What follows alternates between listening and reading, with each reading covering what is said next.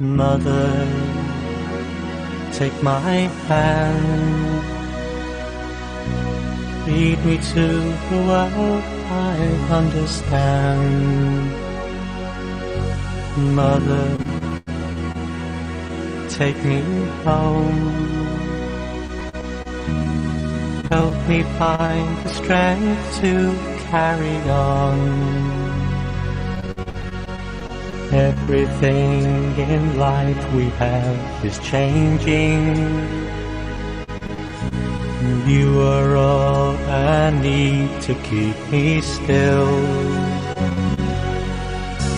Mother of love, angel of light, I'm alone, lost child, so alone in the night. Mother of love, angel of light, you have saved this soul, you have given me sight. Mother, keep me warm, always be my lighthouse in the storm. Mother, set me free, give me wings to fly eternally. Across the world the tide of war is rising, the suffering our children fills our eyes.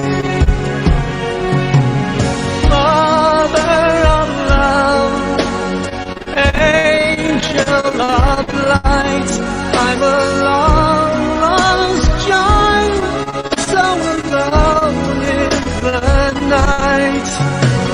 Mother of love, angel of light, you have saved this soul, you have woken me, Mother of love.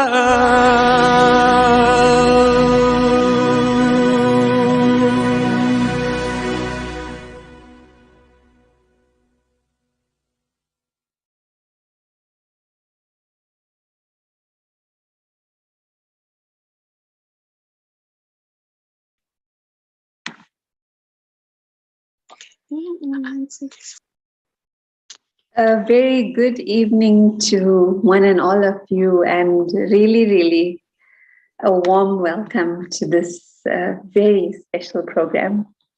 I actually have been really looking forward to this evening, and I think all of you who came across this leaflet and read the very special words of the flyer must have had the same sort of anticipation, because I think for most of us, the one thing that just brings a smile to the face and a smile to the heart is really thinking about a mother's love. And as you know, coming up on Sunday, a few days away from now, it's actually Mother's Day. And that's the reason why we chose to use this Thursday evening here at the Brahma Kumaris in our online program to, in advance, celebrate that very special day and really honor this most sacred, most precious relationship, which is that of mother and child. You know, every single human being in their own way has amazing potential, has enormous capacity. And mums are the first one who have access to that little human being and who actually have that eye of recognition, you know, that ability to see, you know, to see through and to see beyond and to see deep into that little soul. And I am sure you'll agree with me. It's a mother's love that nurtures and, you know, very gradually tends to and cares for a growing child so that that potential, you know, slowly but surely in its own time emerges. And so our topic for the evening, as you know, is legacy of love. And I'm sure a lot of you agree that there's so much within each of you, male or female, that you in some way or the other drew from your mum in terms of your thoughts and feelings, choices, mannerisms, you know, just the way you go about doing things, your values, your systems. And I think what's especially beautiful about this evening is that we're going to get a peek into the window. And I love hearing more about the inside story of things. And at the Brahma Kumaris, you know, we've had the privilege and the pleasure of witnessing so many beautiful mother and daughter bonds along the way. And we're all very fortunate this evening that we have in our company 3 special mother and daughter pairs from different backgrounds, which gives us that flavor, you know, and that variety. But ultimately, I'm quite sure coming to a common point of really taking us deep into the experience of true love. So without further ado, I want to introduce you to our first mother and daughter bond, or pair, and that's Belinda and Joss. Well, we call her Joss, but it's Jocelyn. And Sister Belinda is actually the coordinator of our Brahma Kumari Center in Port Elizabeth and all of the BK activities in the Eastern Cape, but she's also one of the members of our team of national coordinators and a member of the board of the Brahma Kumaris. But apart from that, she's just a wonderful spiritual mentor and a very, very close personal spiritual friend to all of us. And it's really because of her remarkable nature and her consistency in terms of her spiritual practice and guidance. And I've been fortunate enough to stay in the same meditation center as Sister Belinda for a couple of years. And actually, it was the time where Joss was still a youngster, if I can use that term, and going to boarding school. And I used to look forward to when she would come home over the weekends from Friday evening up until Sunday afternoon. So that's bringing me back some very special memories. And now Joss is a mom herself to 2 little girls. And so Belinda is not just a mom, but she's also a go-go. And I know that they had the pleasure of spending some very quality time with each other shortly after the birth of Joss's second baby, which was late last year. So I'm sure they have many wonderful things to share with us. So warm welcome to the both of you. Just lovely to see you again after such a long time. So if you both don't mind unmuting your mic and Each of you will have approximately 5 minutes to share, but let this be, a free conversation. And so if you both want to sort of chip in and add into each other's little narratives, feel free to do so. But on your side, Sister Belinda, I'd like to know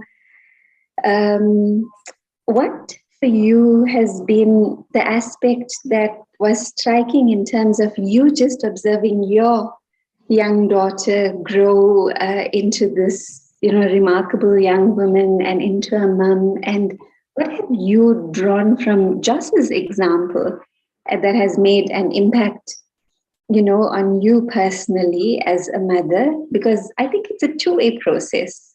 One is that the young ones draw a legacy and they continue it, and they carry that flavor and that fragrance into their lives.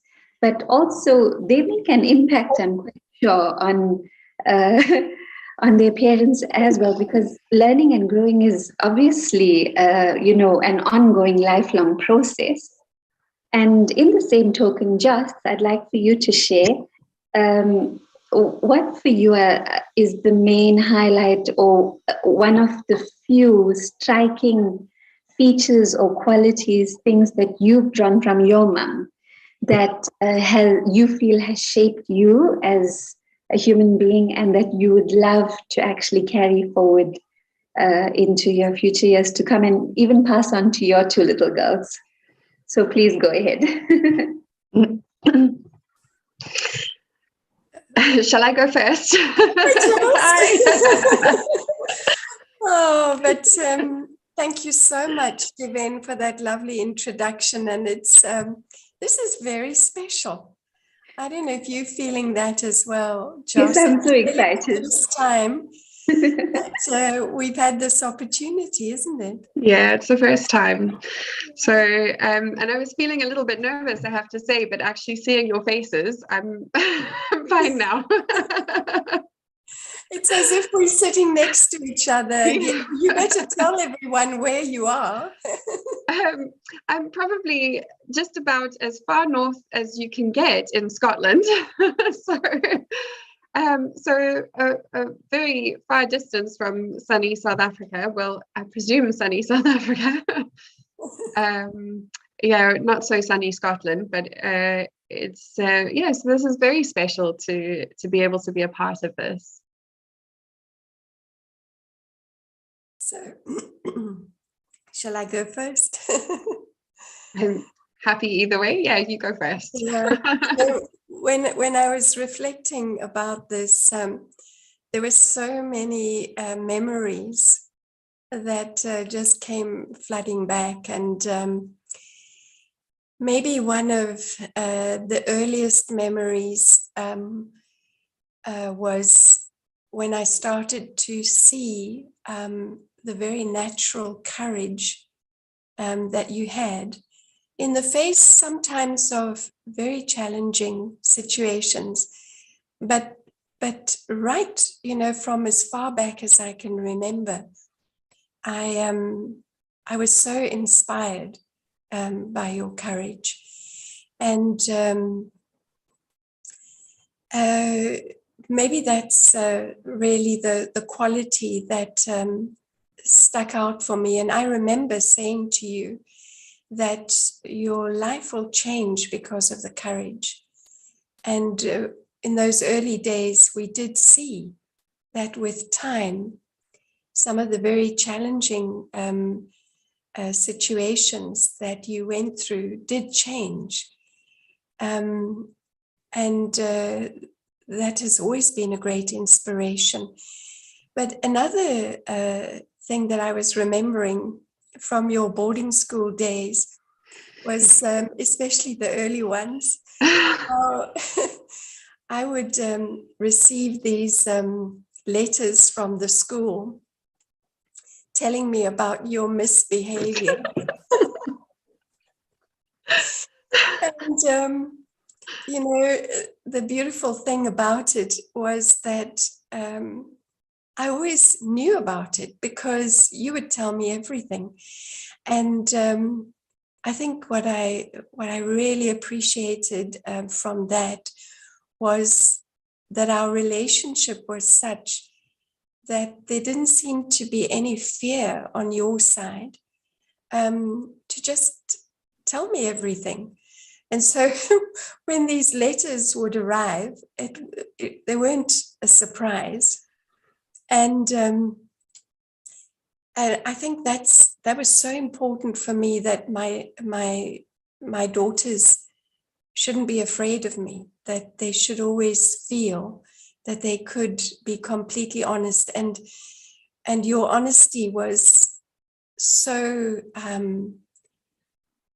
so refreshing, and it kept everything so light, you know, and we were able to talk things through, and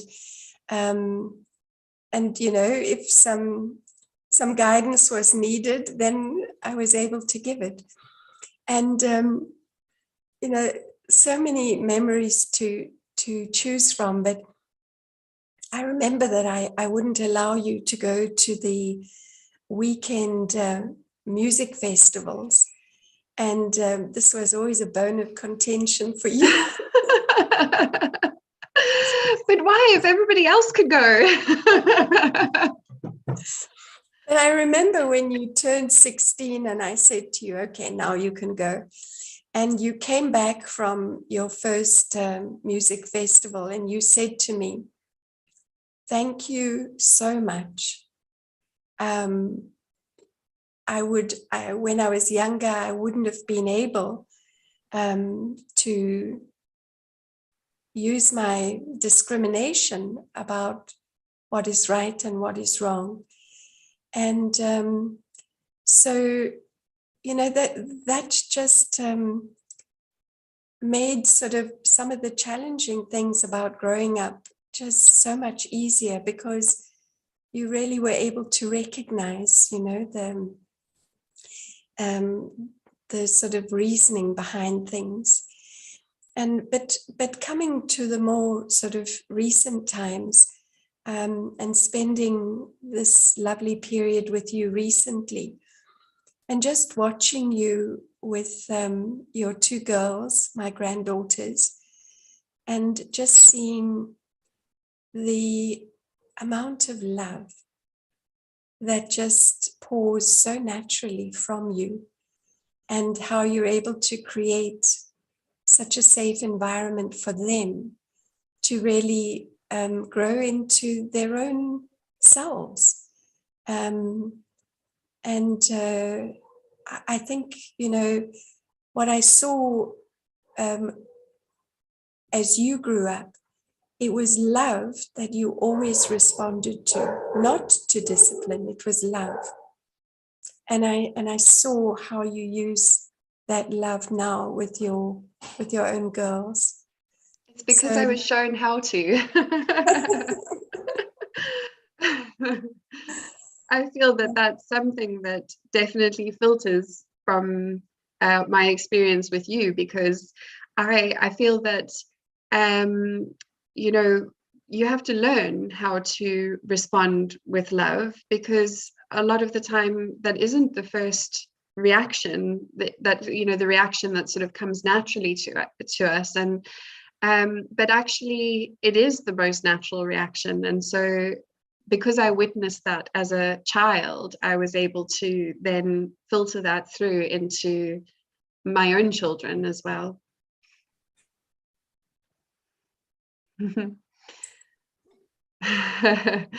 Just would you say that? Sorry. I was just going to ask, just would you say that for you is the striking feature of what you've drawn from your experience with your mom? Or is there something else that you had in mind?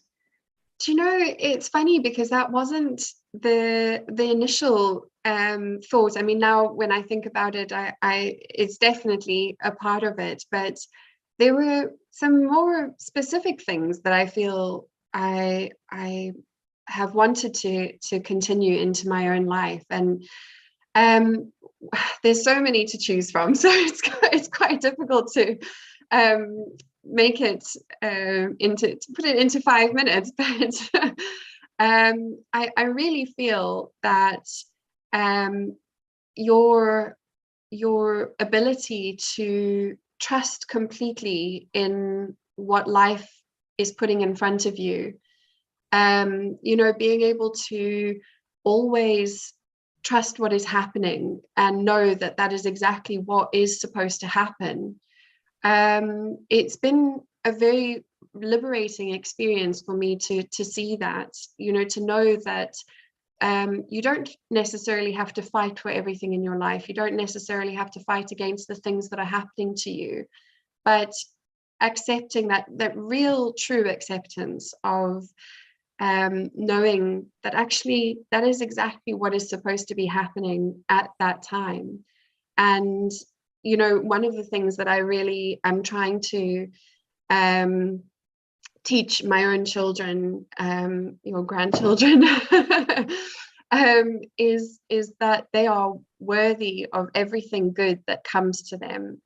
And I really feel that by trusting the drama and trusting life, that it's going to work out exactly as it should.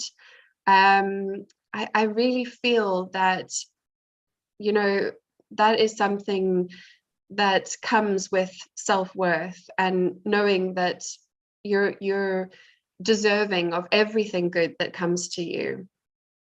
And I think that it has been a very long learning process for me, but I've seen it in your life so many times, that trust that everything's going to be okay, and it always is, and you always manage to turn everything into a positive. I mean, I've had some experiences even recently, when you were last here, of being able to really go within and really take a look at what lessons are to be learned, and turn something that would have been a negative experience into a learning positive, and surround it with love. And that's a really, I feel so lucky to have learned that from a young age, to be able to shower myself with love and change everything to positive. And I feel that that's probably the most important thing that I've been able to take from watching you growing up. I mean, another thing that I wanted to mention is the fact that you have always been a grounding figure in my life. Parents are often looked at as love and care, and you've been all that, of course, but above all that, I have had you as a solid, grounded figure in my life. And I don't know if it's a bit like being in a lift and you're moving up and down, and you finally step out onto the ground floor and it's solid. And that's how you make me feel. You make me feel like I'm on the ground floor, on solid ground. And I, it's so important, especially when your children, giving thought into this, when I was thinking about my two girls, I want to be that figure for them, when they grow up. You're not as involved in your children's lives as you were before, but knowing that I have somebody to come back to, that I can just be. I don't need to have done anything or say anything or pretend to be anything. I just am fully accepted for who I am. And that is I think that's something only a mother can do. And it's very special. I mean, as you mentioned, we were not particularly the easiest children to raise. But I really feel like you've managed to take something that has come so naturally to you. You've just managed, by being you've managed to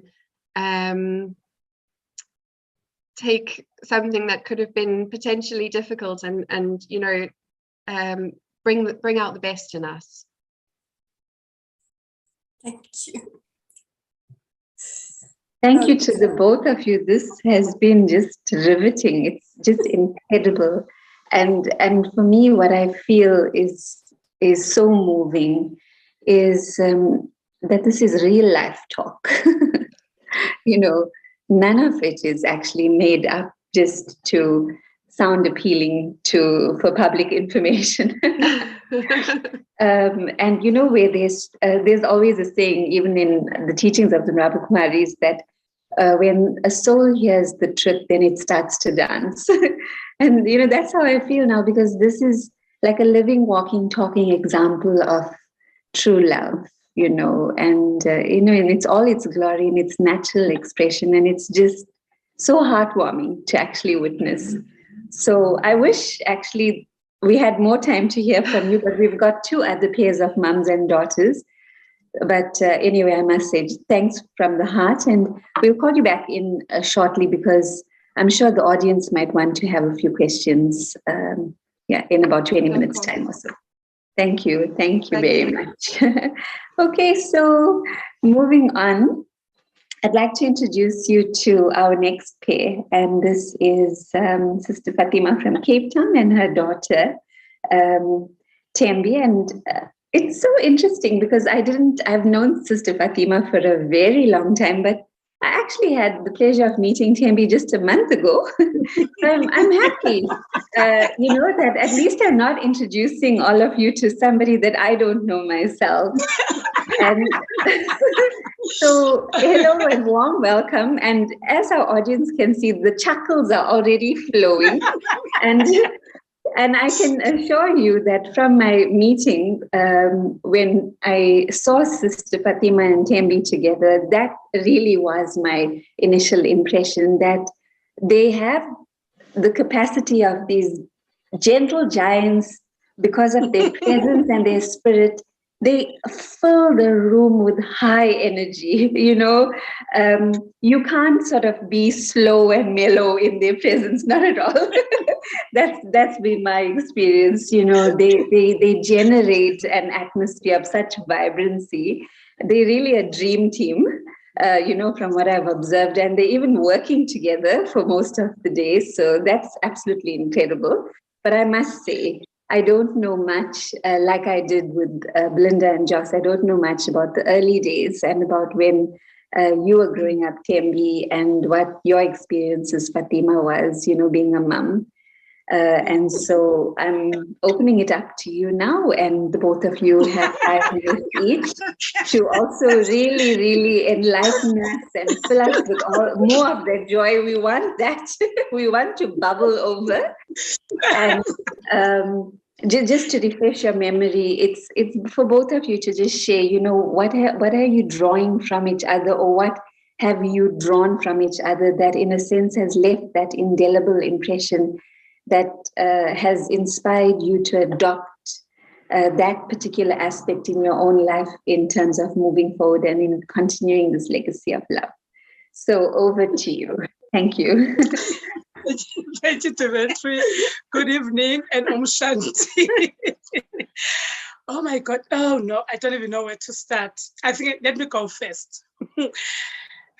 So I grew up in a home of women mostly, and all independent women.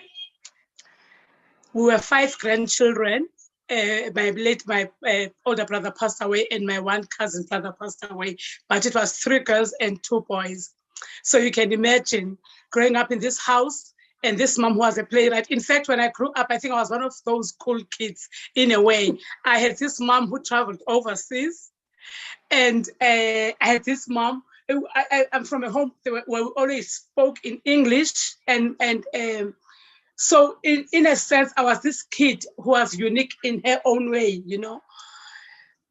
But as I was sitting here and listening to Joss talking about her mom, you know, most of what she said is what I was also going to say. But one thing or two or many that I've taken from my mom is resilience. This woman is very resilient. She is very resilient. I can break into 1,000 pieces, but not my mom. So for me to be able to have that kind of resilience, I have to draw that resilience from her, especially now that I'm running my own business, especially, and I'm going to say this, it all started from the time when I had my firstborn, Nikki, and I had my firstborn when I was still in high school. I was still very young, you know, and at that time I didn't even know what to do, you know. But I think what really still sits in my heart so much is the love that she had for Nikki. And the way she would always have Nikki, my daughter, by her side at all times. That I cannot forget. I remember when she passed away, it was in 2010, just before the World Cup, when she passed on. And on that morning when she passed on, I was on my way to work. My mom was supposed to be at work, but also was supposed to take her for her appointment at the clinic in town, you know. And when she called me, and I was on my way to meet her, and she called me, and I said, "What's wrong?" She said, "You know what? I'm very upset. I'm so upset with Nikki today. I gave Nikki a hiding. When I met them in town, it would be just an hour before my daughter would pass away. I got to town and my mom was standing outside. They were at the taxi rank. My daughter was sitting inside the security guard's room. I walked to my mom and I said, "What's wrong today?" Because I know my mom never loses temper. And I said, "What's wrong?" She looked at me. She didn't answer me. I walked inside and my daughter was sitting there. So we took her, put her in my aunt's car, and we drove all the way to the clinic. And Fats left to go to work. She was still at Artscape at that time. When we got to the clinic, we got off. I went to get a wheelchair and a porter. And as I put my daughter on the wheelchair, she said to me, "Where's Fats?" I said, "We left Fats at the taxi rank." And then she looked at my aunt and she said to my aunt, "I was just waiting for you to come." And those were the last things that she said. We walked her inside the clinic. Then she just left the body. The soul left the body, you know. But the question of my daughter asking where's Fats, that the bond that my mom and my daughter had was they were inseparable. I broke down, but she was very strong. Resilience is something that I'm taking from her. I'm drawing from Fats, very resilient. Number two, I'm a panic mechanic. I panic for everything. I panic at everything. Fatima is a total opposite. I'm withdrawing that from her. And she has taught me as I'm growing up that I must learn to understand that everything that is happening to me from the time I was born up until I'm where I am now is already predestined. It was going to happen. Sometimes I would just go crazy, you know, and I'm like, "No, I can't take this anymore. This is not going my way." And she says, "Must remember, everything is happening for a reason. It was going to happen.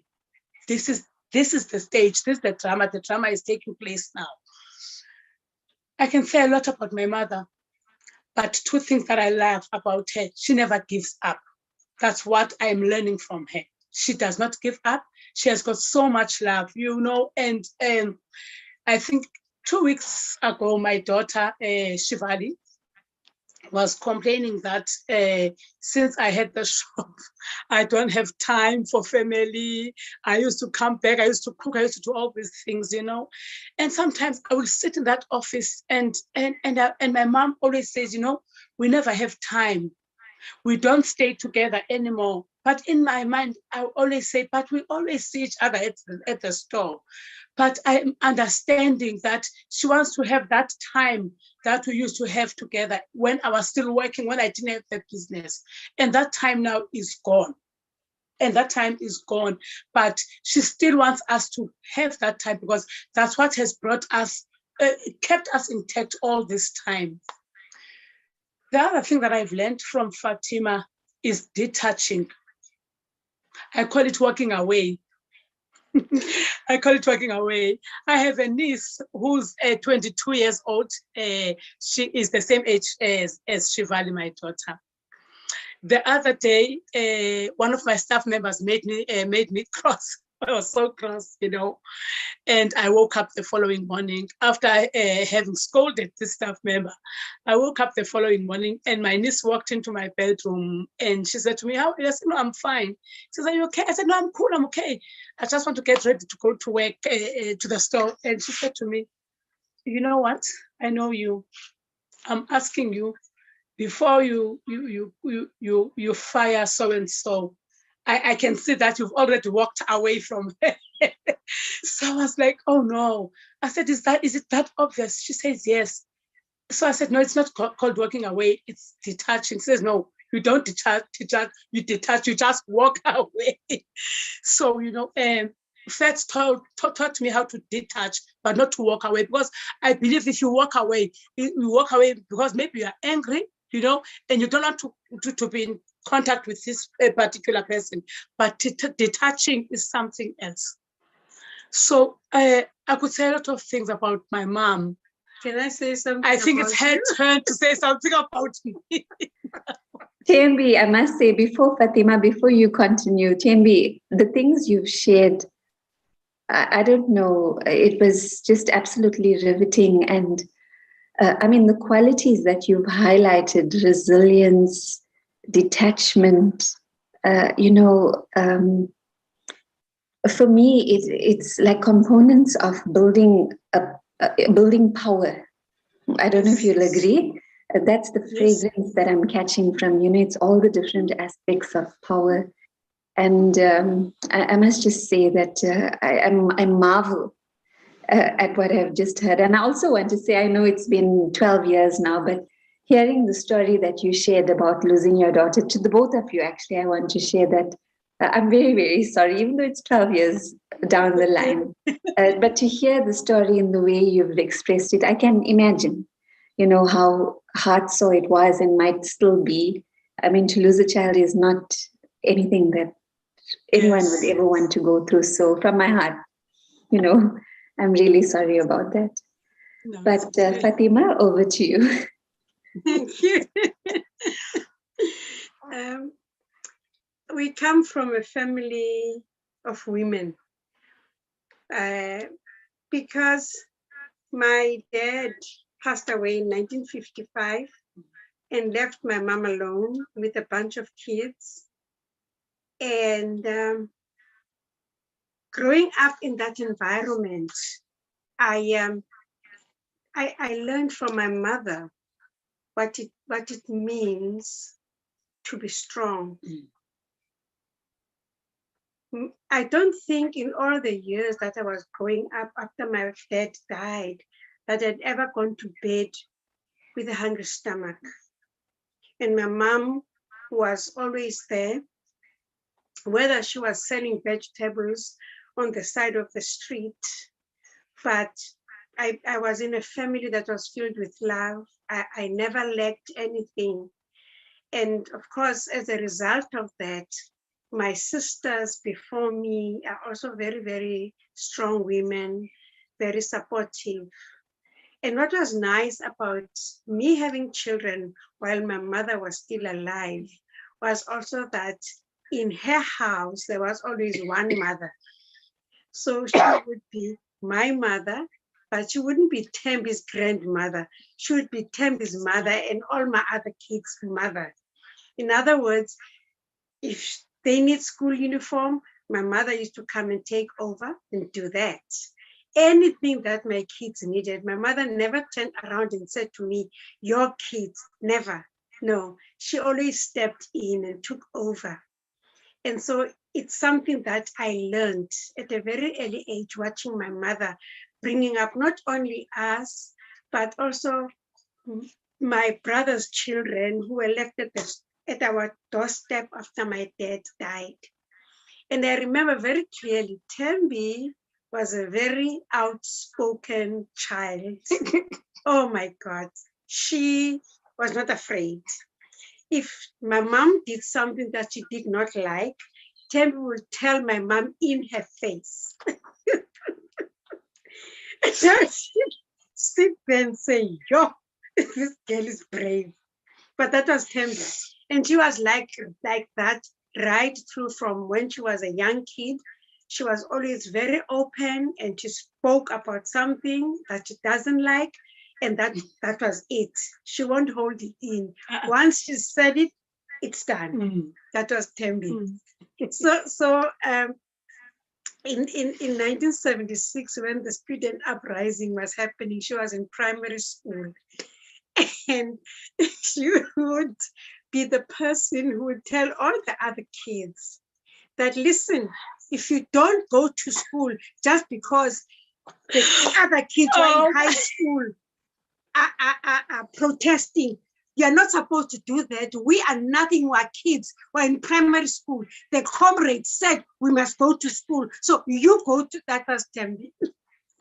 That was Thembi. She would tell all the other kids off, it's none of your business. You're not going to protest like the guys in high school. We are in primary school.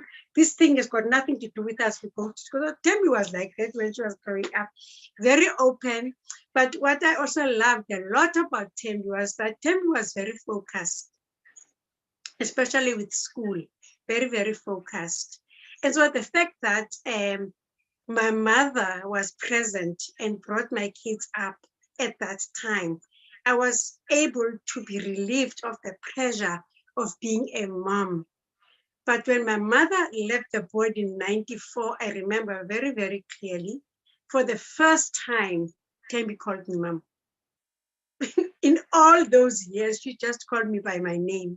But when my mom left the body, first time, Thembi turned around and called me mom. I think also what makes us to click is that we have a sense of humor. I like to laugh, she likes to laugh. We really do have a sense of humor. And we listen to one another, because I've always found that to be very important in a mother-daughter relationship, that as a mother, you must also be able to listen to your child and then think about whatever it is that needs to be done to improve the relationship. So I really had a wonderful time with Thembi, and I'm having a wonderful time with Thembi's kids now also at the same time. Oh, may I also say one more thing that is very important, is that I think my kids are crazy because their grandmother is crazy. So all the crazy things that she does, my kids do them as well. So I think I'm the only one. I think I'm the only one who's saying in this family now. No, it's so not. It's craziness part of the legacy also. Telling you. No. I am not crazy. I like to play. That's me. I like to play. When I'm in the company of kids, I play. I think Nita can attest to what I just said. But thank you so much to the both of you, really. And you've really accomplished, what my request, or you fulfilled my request, because you've filled this entire space with so much of overflowing joy. But apart from that, my takeaway from what the both of you shared is, really the power and the strength of a woman, but not in a general context. I mean, the real life components of it, the lived experience, and what it is to actually, in a sense, endure extreme challenges and hardships, but still to maintain that motherly sense of nurturing and warmth, protection and care, and over and above everything, empowerment, within that very challenging context. It actually reminds me of, the matriarch. Yes. It's an analogy in Africa. It's a concept, actually, a real life concept. You just see this group of strong female elephants slowly moving through the terrain, and that's the image that's coming to my mind, as I heard the both of you speak. So from the heart, thank you very, very much. And so now I'm going to bring in our final mother-daughter pair, and it's Malini and Andrisha from Newcastle. And what a pleasure to have our beautiful special pair from Newcastle, which we actually don't hear too much from. So it's so wonderful to bring you into the space. And where's Andrisha? She's there we go. Hello, hello. Yes. So welcome to the both of you, and thank you so much for accepting our request to share. And I just want to share that I had the chance to stay over at your home for one night, and I remember it made such an impact on me because you live close to the meditation center. It's your own family home, but from the moment I stepped in, all through my time there till the time I left, I really had this feeling like it's such a sacred space. And that made an impact on me, you know, to be able to turn a lived space, a family home, into, and to give it the feeling of a sacred space where every little thing that's done and everything and the way it's set is just vibrating this energy of peace, or is reminding you in some way of God, is reminding you to stay connected to yourself. For me, it actually reflects, who you are, because your home is obviously always a reflection of who you are. And that was a very special evening, I must say. But I must confess, I don't know too much about you. I just know that both of you are very quiet, very humble, very unassuming. But this is your chance to say more, so even I can get to know you. And I think by now you're familiar with what we've been asking, which is all about this legacy. What have you both taken from each other, and in a sense, want to or have already incorporated in yourself something that for you is, precious and you want to carry forward. So over to you. Thank you very much. Thank you, Divendri. Good evening, everybody. You want to go first, Andy, or should I? You can go first. You can. Okay. Listening to the other speakers, Fatima, whatever she was saying resonated with me, because I come from a similar kind of a background where my mom was, took care of 4 daughters, and she was a single mom. My dad passed away very young. And coming up from that household, you tend to have a mother who has 4 daughters, and then she had a whole lot of responsibilities on her shoulders, So there was a lot of like rules and regulations and things that you have to follow. And my mom did a fantastic job with us, because we were not short of anything, but we had other like uncles and aunts that took care of us, and everybody bonded together and everybody helped each other to grow up, in a sense. And coming from that background, when I became a parent, I tended to like sort of have that same kind of values that I was brought up with. And we had like kind of strict rules and things as such at home, but not overly bearing to such an extent that, there was like fear instilled in bringing up the children. So we like nurtured them in such a way that they were able to stand up for themselves as they were growing up. And you were right in what you're saying. We're very introverted. I mean, I am very introverted. And now looking at Andrisha, as I'm looking at her growing up, and it reminds me so much of, that the qualities that she possesses. It like makes me like, it warms my heart to see that she's growing up into such a wonderful, beautiful lady as such, like with all the qualities and values that she grew up with. And I suppose coming from, a home that's very spiritual, and they were very young when they came into meditation. So everything revolved around spirituality and meditation. So they took that into their lives. And as such, when I look at Andrisha now, like she's like emulates and she like takes whatever we have, grown her up with into her life.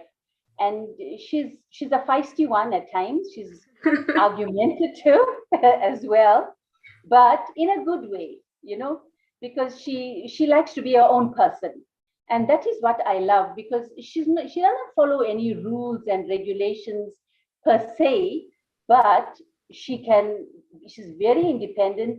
So I know that in life she can make out for herself. She doesn't I don't have to worry about her in that sense, where like she has the courage, she has the independence, and she can go out there and be whoever she wants to be. And knowing that she has a good grounding and she has a good background, that makes it all the more simpler for her to make something of her life. And I'm very, very proud of who she has become thus far. And from what I take from her is that, that sense of courage that she has to do things for herself. She's like, like in a sense, like she's an educator, right?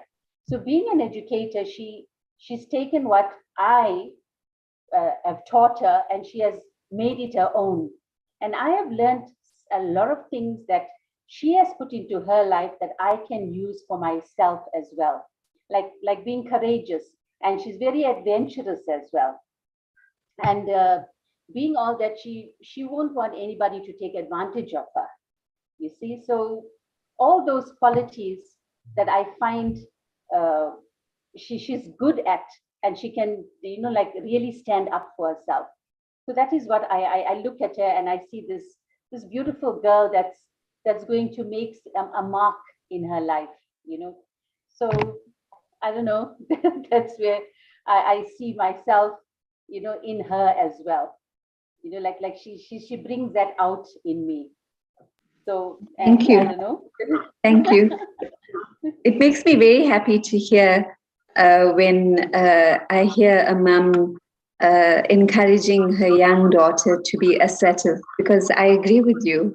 It's absolutely essential, especially in this day and age, for a young woman to be assertive, because it's a life skill that you carry with you, and it carries you also. Exactly. So thanks so much, and over to you, Andrisha. Thank you so much for having us, Devendra Ben. When my mom's talking about my feistiness and my independence, it comes from my mother. It comes from you, Mom. She has always been a pillar of strength for me, and she keeps me grounded. Like Sister Jocelyn also said earlier about Belinda, our moms keep us grounded, and it's a base for me to always come to. I always found that my mom will be my pillar of strength. She's a pillar of strength for us as a family. And I believe that this comes from also having such a strong background in her spirituality. Because of her spiritual background, she has been there for us as well in terms of being a base for both my brother and I to come to. Whenever we come home, it's always my mom that's our caregiver. She's always got this love and protection that she's always showing for us. It's a nice thing to come home to. It's nice to know that you can come home to a mother all the time. There's a lot of qualities that my mom has passed on to me, especially as an educator, and being young in a profession, it has its own ups and downs. And I always look to her whenever I need someone to lead me in a direction. So my mom has this way of leading people in a very graceful manner. She's never too assertive or holds authority with an iron fist. That's just not her style. And I learn a lot from that. I learn to be easy, to allow people to have opinions around me, and to not be too strict as such. So my mom has that way of of allowing other people to just be in her presence. So that's something that I've learned a lot from her. It's something that I want to emulate in myself as well. My mom also she's always taught me to be independent, like she said. And that's one of a lot of things that it's something that I take with me a lot, in being independent and doing my thing, being my person. And she really helped me do that. Do that. And but with that comes also the way in which she taught me to always carry myself as a lady. She always will tell me, you will be respectful and you will carry yourself as a lady. You always carry yourself with Baba's name and grace. So like we were saying, we grew up in a very spiritual home. My brother and I think I was 9 and my brother was around 7 or 6 when we came to the Brahma Kumari. So we were very young. So we always came from a very spiritual background and always had to follow in Baba's footsteps. And that's how we grew up as a family. So it was an extremely good grounding to have. And it helps now that we're out of the house, it helps us be on a very spiritual path, to be on a path that's almost too easy sometimes because of our upbringing and because of the way my mom has brought myself and my brother up as well. I know this whole topic was about the whole legacy of love, and that's one of the main qualities that my mother had. It was the love that she had. It's very unconditional, unwavering love. I know that no matter what, my mom will love me, and she'll always be proud of me. And there's so many things that I've done, and so many things that I've done in my mom's footsteps. I've always said I'll never be a teacher because I never thought I would be a teacher, and then I ended up following her in her footsteps as well and becoming a teacher. And I found that it's my passion, and it's because I've watched her be that person and be that teacher. So she just guided me onto the path that I needed to be on.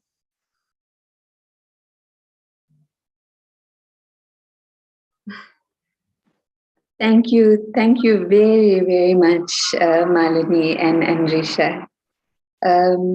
Wow.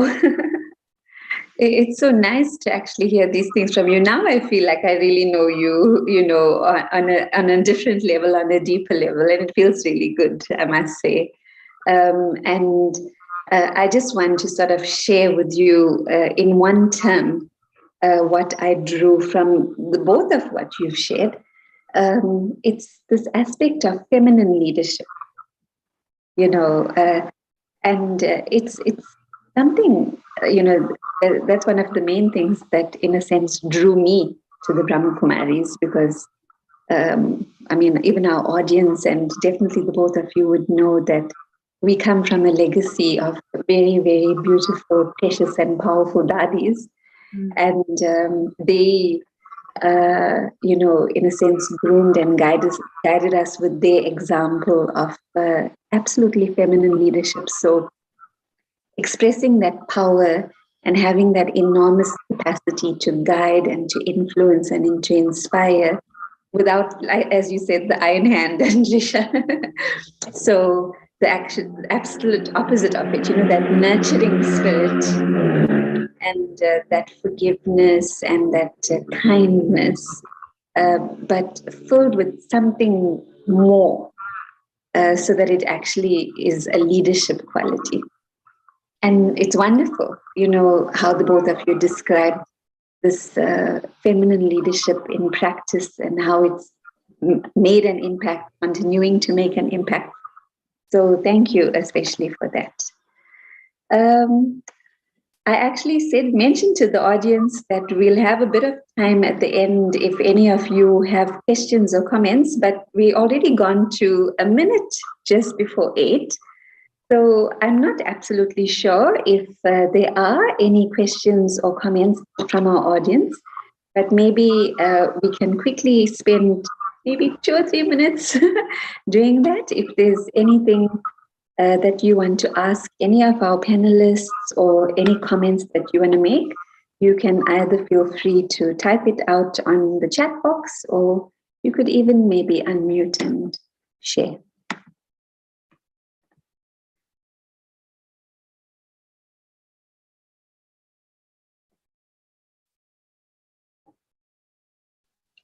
Hello. Yes, hello. How are you? Shanti. I just wanted to say, when I joined today's Zoom, I actually didn't know what it was going to be about, but it resonated a lot with me, honestly, because I think, especially being a young adult in this world, it's always so comforting to be able to go back home to mom. You know, I have days when I'm sitting here and life gets a little too much, and I'll say to a friend of mine, I want my mother, you know, behaving like a little child. And I think it's very important to have these relationships between mothers and daughters because they are so fundamental in how we raise generations to come. So I feel very blessed today to see such strong mother-daughter relationships where we are all able to learn from each other. So yeah, it's been a blessed session. Thank you. Thank you, Tsepo. Thank you very much. And I see Linda's made a comment to say that this was really a precious session. And I think that's such an apt word to describe what we've all experienced together. So maybe one more comment or question.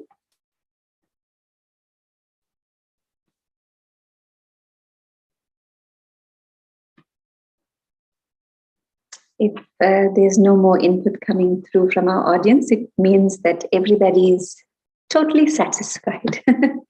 I think we've had our full. So once again, heartfelt gratitude to each of our panelists, if I can call you that, our mom and daughter pairs. You know, you've really done something.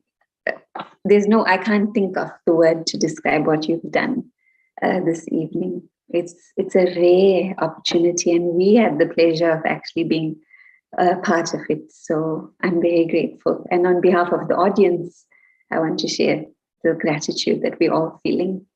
So to end, we have a special treat for all of you. Oh, Jocelyn is saying thank you. It was very special to be able to reflect and to share. Thanks, Joss. So to end, we have a special Mother's Day gift for all of you. So Sister Nita is going to help me with this. We've actually prepared special blessings for you for Mother's Day. So I'm going to actually turn my video off, and I'd like for all of you to cast your gaze on the screen and just notice which one of these 8 images are you pulled by. What is capturing your attention?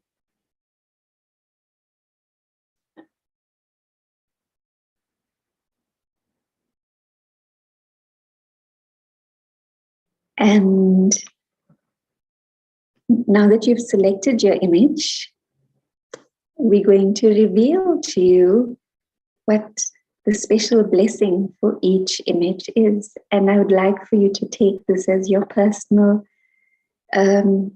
blessing for Mother's Day. As a woman of strength, I trust myself. I trust that I can do whatever I have to do. I can pass all tests that come to me, for they are just my teachers. Wow.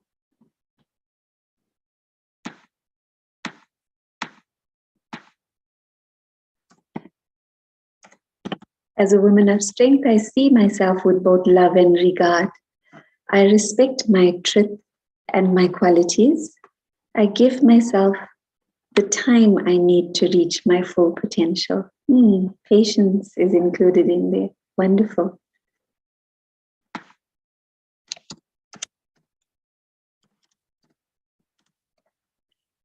I withstand all kinds of stress and pressure, the things that seem to work against me. As a woman of strength, I take strength from my close contact with my inner self.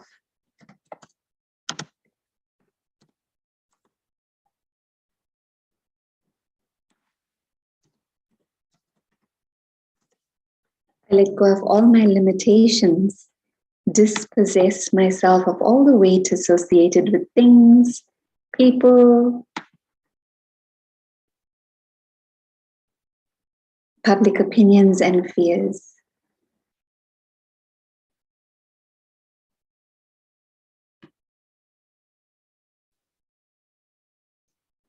I look deeper than the surface. As a woman of strength, I seek the meaning that is hidden below. I look behind the words. And I can't actually read the rest of that, but it ends here at this point. I look behind the words for seeking the meaning that is hidden below. As a woman of strength, I move into the quiet of the chrysalis, waiting patiently, doing the inner work until the moment comes to emerge triumphant.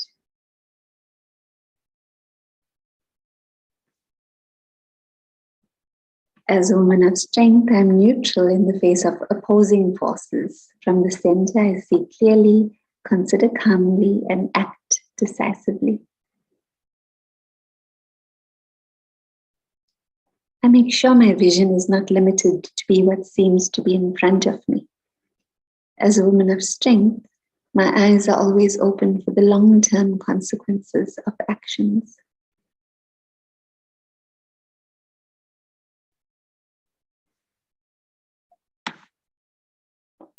I'd now like to invite Sister Belinda to lead us into a very short closing meditation, just to round up our experience for this evening so that we can all leave with a warm blanket of love wrapped around us. So, can I bring in Sister Belinda? Thank you, Sister Devendri. What a beautiful evening. And always good to close with some silent reflection. I think this evening we have received a bouquet of very beautiful flowers in the form of so many virtues, so many powers that emerge from these wonderful women in our lives. Peace is the seed of this wonderful garden of virtues. And so we take a moment at the end of the day to come back to ourselves, to come back to the spirit, the soul that is each one of us.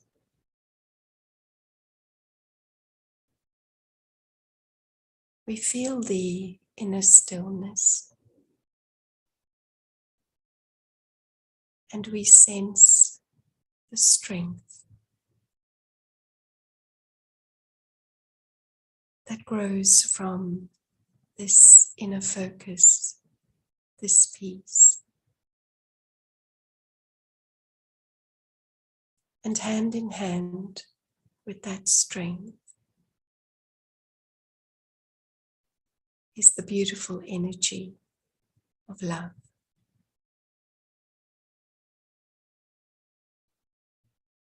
And this is soul love, beyond gender, beyond any form of separation. It is the love of the soul that binds us together as a spiritual family.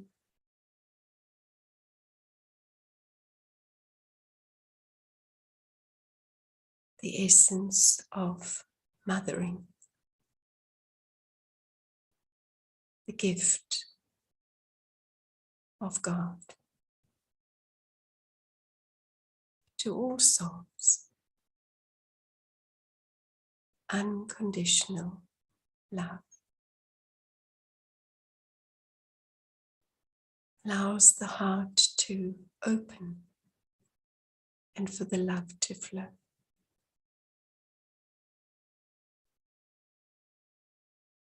Om Shanti.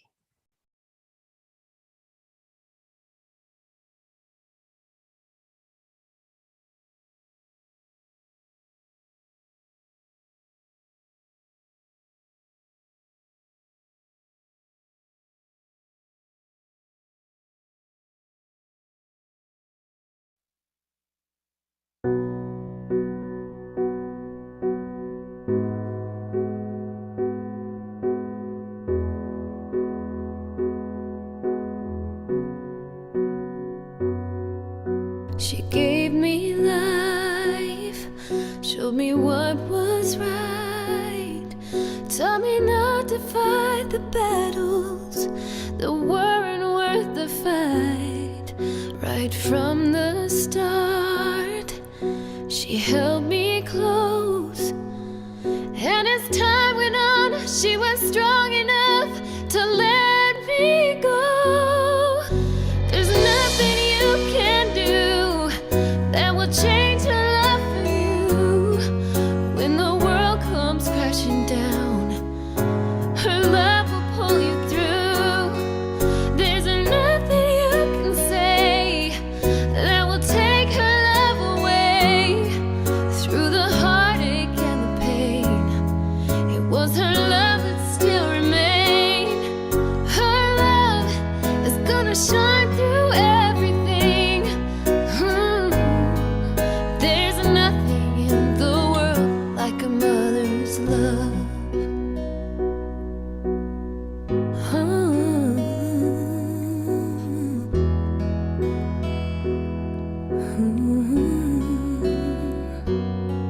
She filled every need, made my life complete. And time again, she was with me to the end. She'll believe your dreams.